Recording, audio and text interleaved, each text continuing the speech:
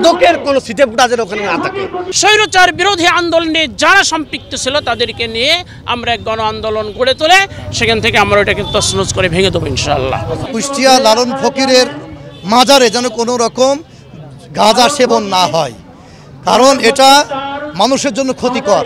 যেটা মানুষের জন্য ক্ষতিকর, সমাজের জন্য ক্ষতিকর, জাতির জন্য ক্ষতিকর, সেই কাজ আমরা হতে দেব না। এর বিরুদ্ধেই আমরা এখানে উপস্থিত হয়েছি। তাদের কাজ তারা করুক, কিন্তু এই গাঁজা যেন বন্ধ হয়ে যায়, এটা হচ্ছে আমাদের দাবি। যদি না বন্ধ হয় তাহলে আমাদের কুষ্টিয়া জেলার সমস্ত জনগণকে সাথে নিয়ে আমরা প্রতিহত করার চেষ্টা করবো ইনশাআল্লাহ। লালন সাইজির যারা ভক্তরা আছে, প্রকৃত ভক্ত, তারাও ঘোষণা করেছেন যে লালন শাস্ত্রে বা লালনের মতবাদ অনুযায়ী গাঞ্জা বা মাদক সেবন এগুলো কোনো কিছু নাই, এগুলো বহিরাগতরা এসে করে। তাহলে যদি বহিরাগতরাই করে থাকে তাহলে এটা তো লালনের অনুষ্ঠানের কোনো অংশ না। আর দেশীয় এবং ধর্মীয় আইনে যেহেতু নিষিদ্ধ, আমার জানা মতে কোনো ধর্মে এটাকে অনুমোদন করবে না।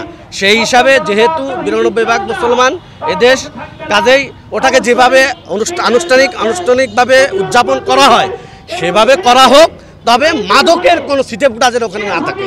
এবং যদি সেখানে মাদকের এই ব্যাপারটা যদি এত সতর্ক করার পরেও যদি আয়োজন করা হয়, তাহলে তাওহীদি মুসলমান ধর্ম বর্ণ নির্বিশেষে যারা আমরা ধর্মপ্রেমিক আছি, আমরা সকল কুষ্টিয়াবাসী ঐক্যবদ্ধভাবে আইন শৃঙ্খলা বাহিনী সহ ঊর্ধ্বতন কর্মকর্তার সাথে নিয়ে প্রয়োজনীয় পদক্ষেপ যা করার আমরা সেই ব্যবস্থা করবো ইনশাআল্লাহ।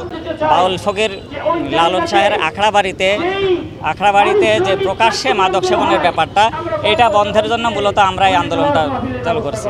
যে এখানে আমরা মানে কোনো নির্দিষ্ট গণ্ডির মধ্যে না, আমরা মূলত ধর্ম বর্ণ নির্বিশেষে সব পর্যায়ের লোক, সব দলের সব মতের জনগণকে সাথে নিয়ে আমরা মূলত এই আন্দোলনটা করতে চাচ্ছি, যে প্রকাশ্যে যেন লালনের আখড়াবাড়িতে এই মাদক সেবনটা বন্ধ হয়।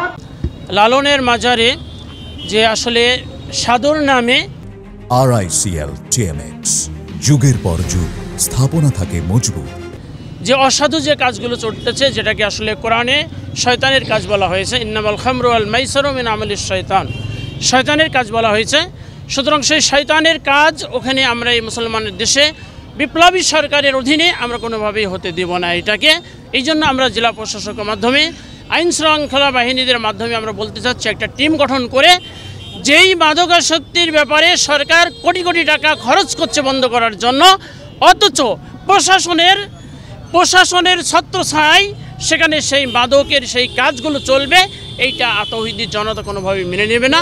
আমাদের দাবি হচ্ছে জেলা প্রশাসক এবং আইন শৃঙ্খলা বাহিনী সহ একটি টিম গঠন করে যে কোনোভাবেই জেনে কোনো গাঞ্জা মদ এগুলো যেন কোনোভাবেই কি হতে পারবে না, তারা সেবন করতে পারবে না।